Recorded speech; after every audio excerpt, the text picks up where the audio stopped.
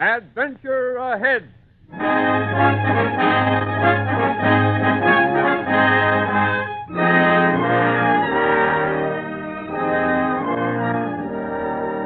Adventure Ahead presents Toby Tyler, or 10 Weeks with a Circus. The Circus classic by James Otis. A yarn which will bring nostalgia to most of us older folks, and we hope pleasure to those younger friends who are meeting Toby for the first time.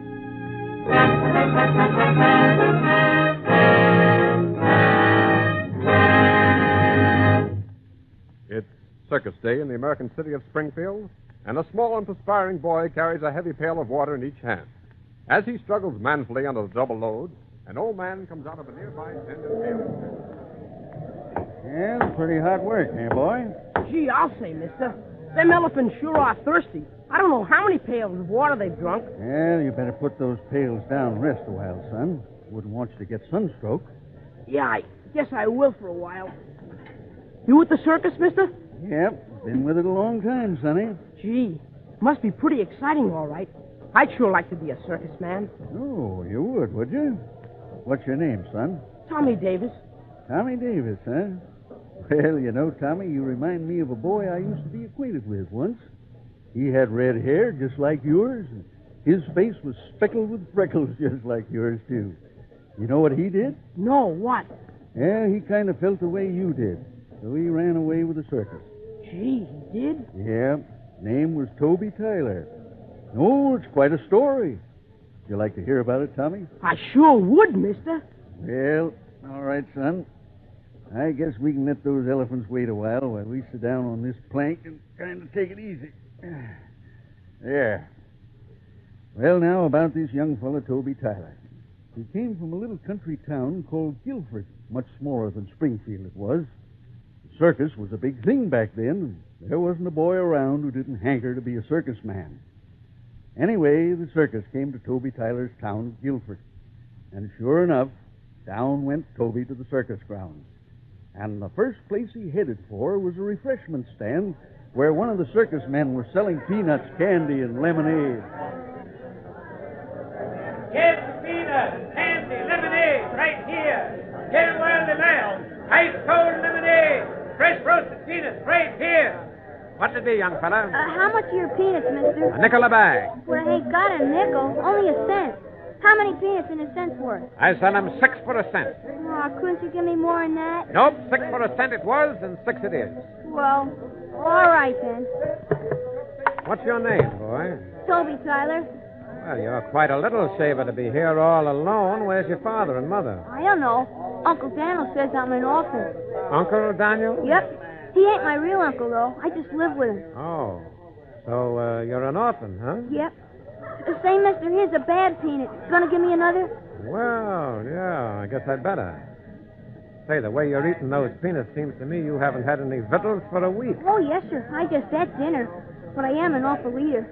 I just can't seem to help it. Somehow I'm hungry all the time. Say, mister, I don't suppose you'd like to sell me some candy and lemonade and let me pay you when I get older, would you? No, I don't do business that way. Well, I didn't suppose you would. Say, young fella, about your Uncle Daniel. Do you work for him? Yep, and I work hard, too. But Uncle Daniel says I eat 4 times as much as I earn. Well, then maybe you'd like to work somewhere else, huh? Well, I might. I see. Would you like to work for Job Lord, boy? Who's Job Lord? Why, that's me. You mean travel with the circus? Yeah, that's the idea. This is your chance to be a circus man, young fella. You can help me sell peanuts and candy and lemonade. Gosh, me, a circus man. Well, boy, how about it? Is it a bargain? Oh, you bet, Mr. Lord. I should say so. All right, then. You'll be here at 10 o'clock tonight. And mind you, not a word to your Uncle Daniel. You see, he might not understand and stop you from coming.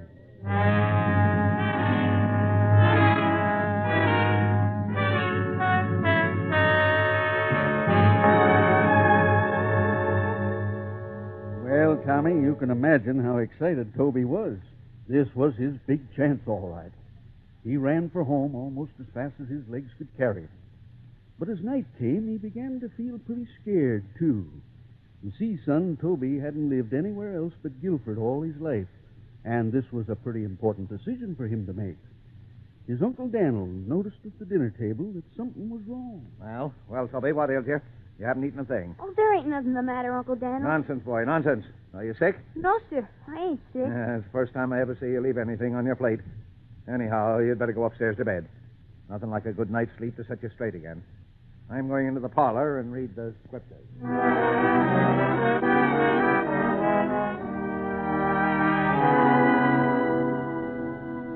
Well, son, it got pretty close to 10 o'clock, and over at the circus grounds, Joe Blord waited and wondered if Toby had managed to get away from his Uncle Daniel's farm, or whether the boy's nerve had failed him at the last moment. As Lord watched the wagon leading to Guilford, an old circus wagon driver who everybody called Old Ben joined him. I hear you hired a new boy, Job. That's right. I'm waiting for him now. You don't seem to have much luck with the boys you hire, do you, Job? What do you mean? Well, you don't seem to keep them very long. They all run away sooner or later. And good riddance. They were spoiled brats, every danged one of them. Well, maybe they run away because you don't treat them right, Job. Maybe you'd try minding your own business, Ben. Well, it seems to me if you ease up on this new boy, why, you might be able to keep him a while. Now, look, Ben, I don't need any advice from an old broken-down teamster like you. I'll handle this boy the way I see fit. Well, in that case, I hope the boy don't show up. Well, go ahead and hope, Ben. Won't do you much good, because here he comes now.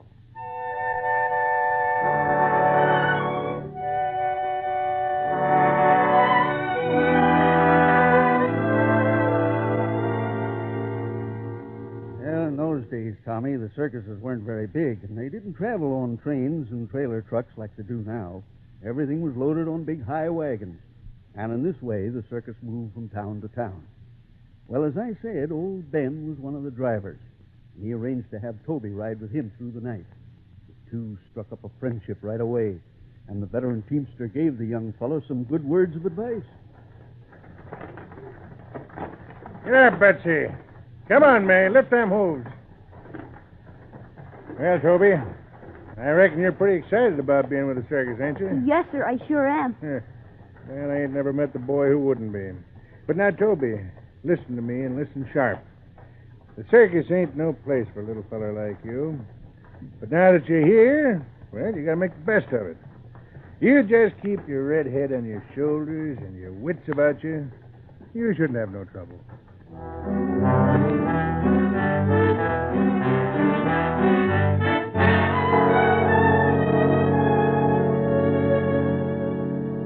It was a pretty long ride before they reached the next town, and Toby managed to fall asleep in spite of the rough motion of the wagon. When he awoke, it was broad daylight. He saw that the wagons had stopped in the middle of a broad, grassy field. The whole place was buzzing and humming like a high-powered beehive, and he saw men putting up tents and pounding steaks and leading out the animals. Well, when Toby saw this, he scrambled from the wagon and walked over to a brook at the edge of the field. He was just leaning over and washing his face when he... Hey, you! Toby Tyler! Huh? Oh, good morning, Mr. Lord. Good morning, you little brat. Where you been all this time? Well, sir, I just woke up and walked over here. Huh? I thought I'd wash and tidy up before breakfast. Wash up? I'll soon break you of that, you little scamp. Do you think I hired you to take up my time washing? But, Mr. Lord, it ain't right to eat breakfast without washing. It ain't proper. Oh, so I picked up a preacher, have I? Now listen to me, my bantam. I do all the preaching around here as well as the practicing. And I've got a nice, quick way of making you understand. Come here, boy. Mr. Lord, what are you going to do? Why, nothing, Toby, nothing at all. I just lost my temper for a minute. You're my little friend, boy. I wouldn't hurt you. Come closer. That's it.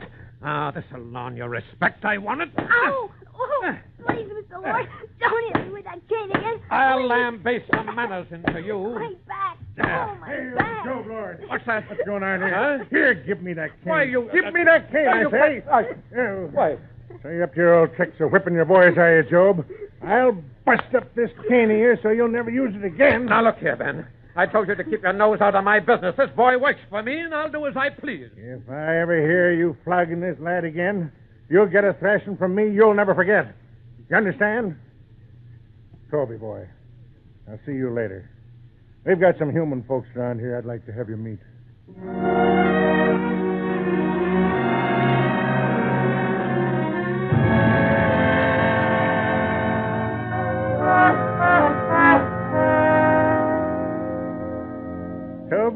Bosco the Clown. Bosco, this is Joe Blord's new boy.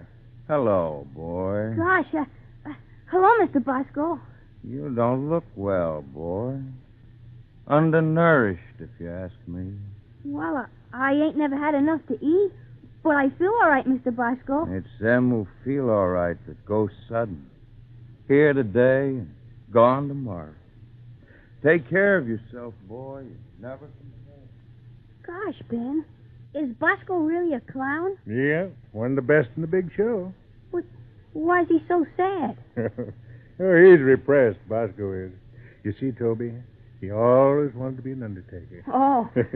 Oh, and Toby, meet Sam Treat, the living skeleton. Hello, son. Gosh, Mr. Treat, you sure are skinny. I'm the skinniest man in the world. Yes, sir, I'm the skinniest bag of bones there is. Say, you're Joe Blord's boy, aren't you? Yes, sir. I heard about what the old tyrant tried to do to you this morning. Lucky you happened along, Ben. Yeah, like I told the boy, if Job tries it again, he'll answer to me. Samuel! Samuel! I guess Lily's looking for you, Sam. Here I am, my dove. Is all that your wife, Mr. Treat? She sure is. She weighs over 400 pounds and still gaining. Yeah.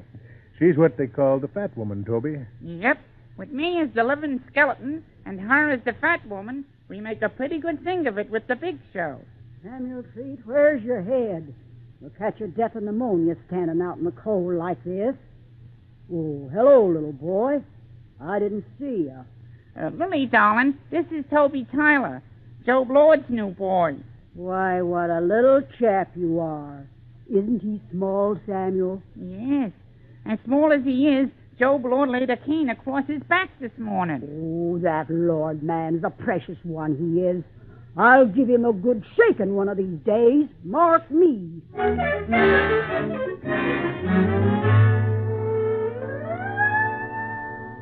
Well, Tommy, old Ben introduced Toby to many other circus performers, and they all became Toby's fast friends.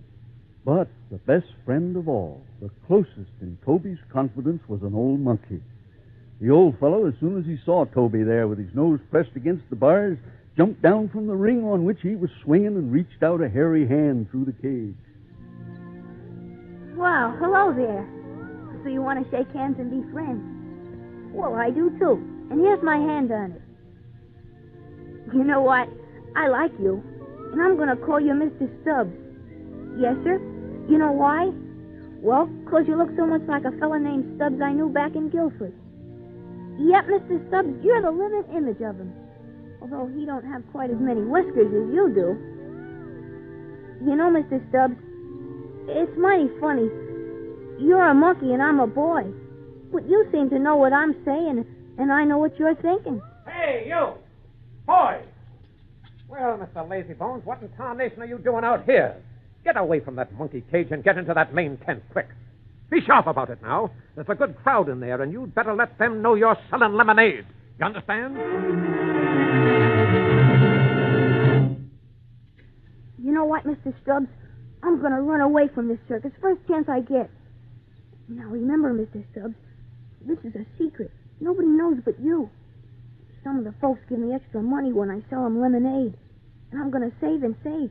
And when I save enough, I'm going to run away and take you with me.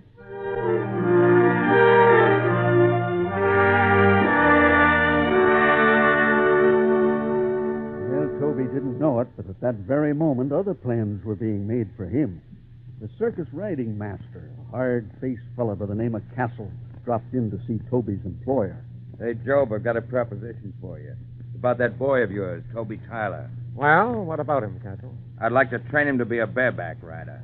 A boy as little as him riding on a big horse, that'd be a surefire crowd pleaser. Maybe, but he's doing pretty well where he is. He always looks hungry and sad, and the customers buy. Don't be a fool, Job. You'll make 10 times more out of him if he rides in the center ring. Huh? He'll draw a big salary as a performer. Well, that sounds fine, but what's in it for me? You own him, I'll train him. We can split his earnings 50-50. What do you say? All right, Castle, it's a deal. You can start to train him tomorrow.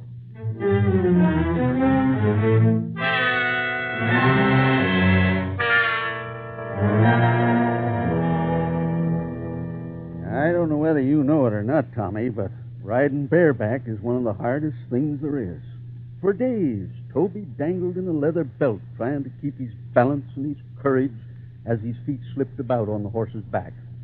And Mr. Castle, by the way, was almost as hard a taskmaster as Joe Blord was an employer. Now, boys, stand up in the saddle pad and try to keep your balance. If you fall when the horse gets out from under you, the leather belt will hold you up. Yes, sir, Mr. Castle. I'll try. Keep your wits about you now. Stand up on the horse. Yes, sir. All right. Now, here we go. Stand up, boys. Stand up. Betcha, don't look at the ground. Look ahead. Faster, Sultan. Faster. Stay on your feet, boy. No, that's not it. Whoa, Sultan, whoa. You clumsy little fool. Can't you learn to stand on that horse? It's no use. You'll never learn. Get to bed now. But Mr. Castle, I ain't had any supper. Oh, you ain't had any supper? Well, my bantam, you won't get any either. Maybe you'll learn how to ride tomorrow on an empty stomach.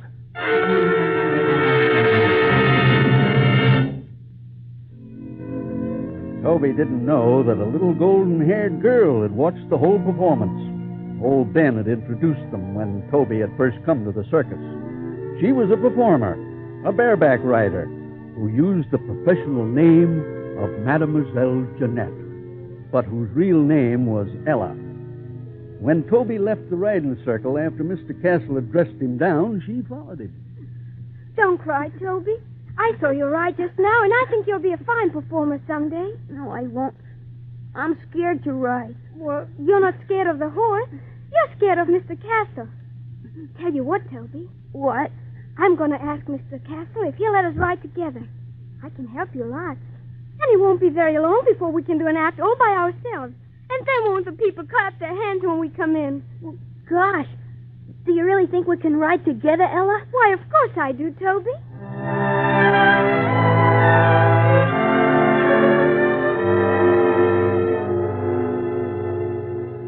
Now, whatever this fella Castle was, Tommy, he was a showman.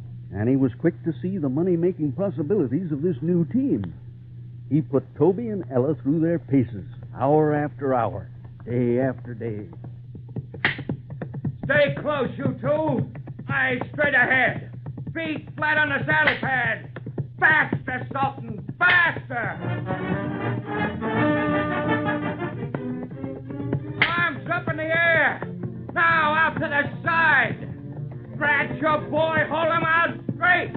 Now turn around. Keep your wits about you now. Easy. Easy does it. Remember now, there isn't any saddle under you anymore. You gotta stand on the horse now. You'll break your bones. Careful, boy, careful. Bend a little at the knees, you fool. Faster, Sultan, faster.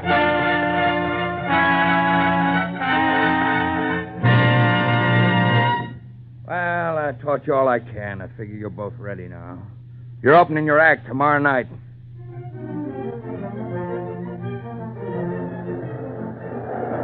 Gosh, Ella, I'm scared. You needn't be, Toby. I'll be with you every minute. Now, you just hold my hand tight. Hold, till we ride out to the ring. All right, Ella. I guess I ain't scared anymore. Ladies and gentlemen, your attention, please. Presenting, for the first time in America, a new, superb, and sensational pair of big-top performers. Fresh from a triumphant tour abroad, where they played before and held spellbound all the crowned heads of Europe. Introducing to you now two of the youngest equestrians in the world in a graceful, dashing, daring, and dangerous riding act, Mademoiselle Jeanette and Monsieur Ajax.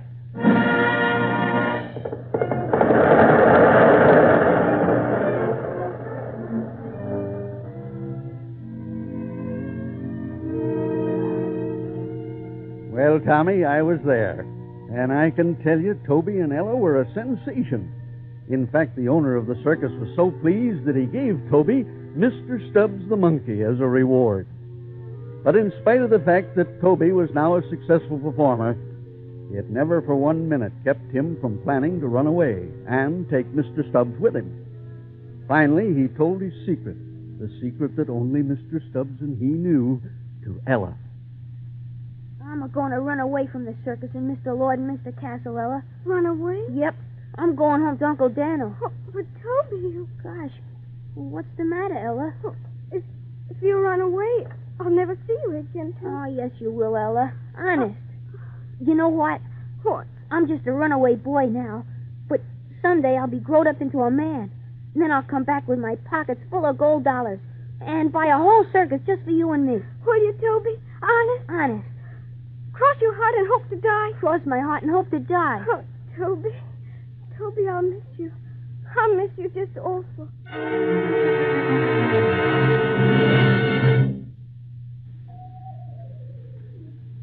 We're going now, Mr. Stubbs. It's dark, and I don't think there's anyone following us. Mr. Stubbs, we gotta be awful careful not to make any noise and wake anyone up. Once we get away from the circus grounds and down the road, you can talk all you want. Yes, sir, Mr. Stubbs. We're all going home to Guilford and the farm. Won't you have a good time when we get there? You can run all over the barn and up the trees and... Toby, stop! Someone's seen us, Mr. Stubbs. Come on, we better run or we'll get caught. Toby! He's gaining on us, Mr. Stubbs. He's going to catch us. If it's Mr. Lloyd or Mr. Castle, we'll get whipped. Toby, you don't have to be afraid. Go, Ben. Oh, Ben. Yeah. Oh, gosh, you scared me. I thought maybe it was Mr. Lloyd. I got the note you left in my bed, Toby. But I wanted to see you before you left. Oh, gosh, Ben. I left a note so I wouldn't wake you. I know. Now listen to me, Toby. Go into the woods for a day or two before you take the train back to Guilford. You're too big a prize for Joe Blood or Castle to lose. And they're going to do their level best to catch you. They do that, son? Yes, sir, Ben. I will. Well, goodbye, my boy.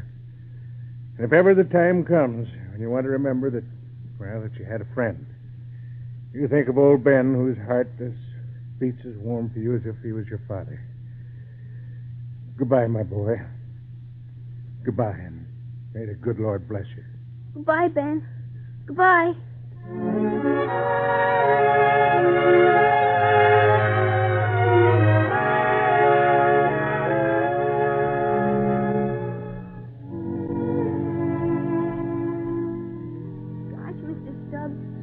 Dark as Cain in these woods.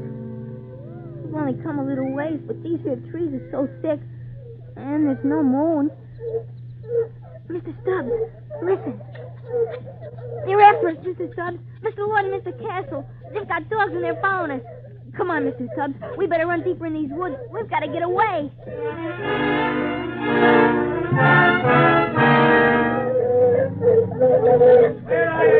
They're closing in on us, Mr. Stubbs. I'm so tired. I just can't run anymore. Maybe we better climb up in this tree and hide. Maybe they'll go past us.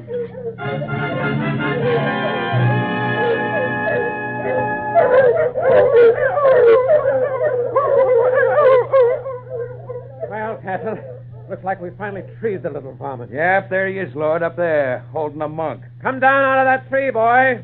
Come down and be quick about it. Yes, sir. Yes, sir, Mr. Lloyd. Mr. Stubbs, stay here. Wait, don't run away. There goes the monk. Mr. Stubbs, look out. He's got a gun.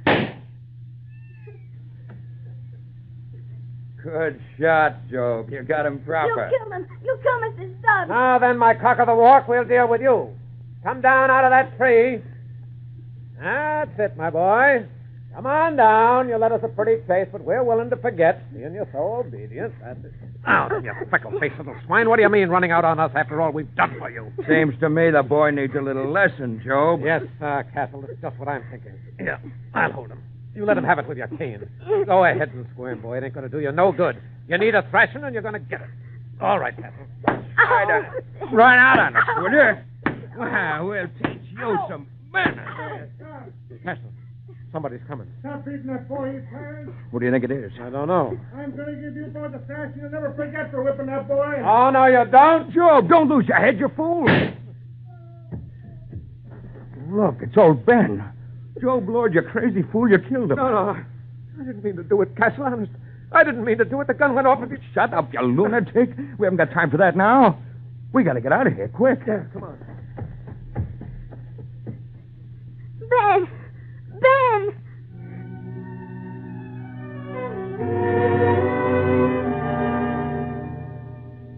Well, Tommy, they found Toby in the morning crying his heart out over Mr. Stubbs and old Ben. Then they took Toby back to the circus grounds, and the circus folk got together a collection, put Toby on the train for Guilford.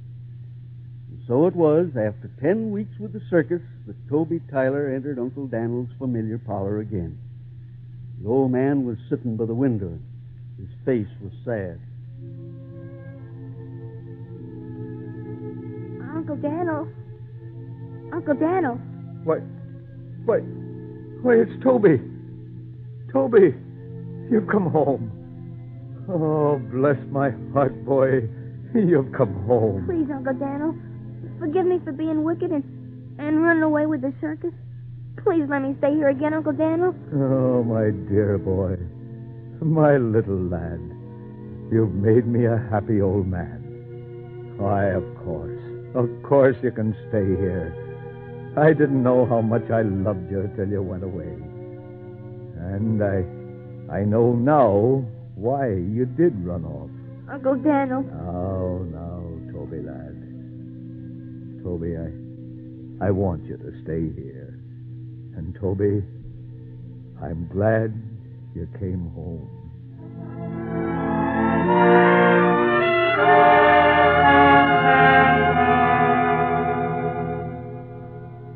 Well, Tommy, I guess that's about all. Except that they finally tracked down Job Lord and Castle. Those two gentlemen got what they deserved. Well, that's the story of Toby Tyler, just as it happened. As I said, you reminded me a lot of him. That's why I told you the story, I guess. Still feel like being a circus man? Well, gosh, I ain't so sure now. Maybe I better wait a little while. Yes, I guess maybe you had. Well, Tommy, we better get back to hauling water. Those elephants are beginning to look thirsty again. Oh, here's a couple of passes to the big tent for your trouble. Gee, 2 passes. Reserved seats, too. You sure you can spare 'em, mister? Oh, I guess I can. You see, son, I own the circus. Toby Tyler. All right, Ella, dear. I'm coming.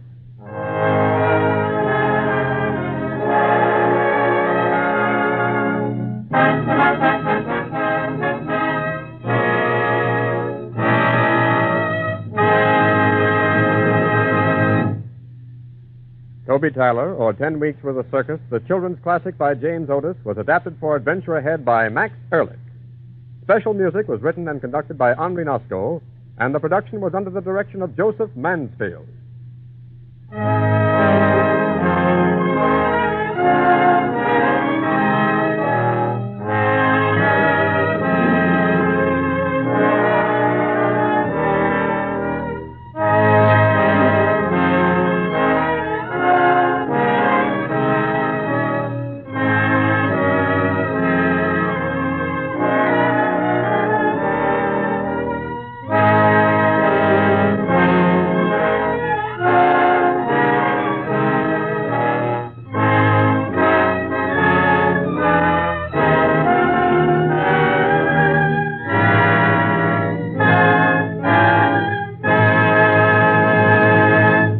NBC and its independent affiliated stations present Adventure Ahead as a public service.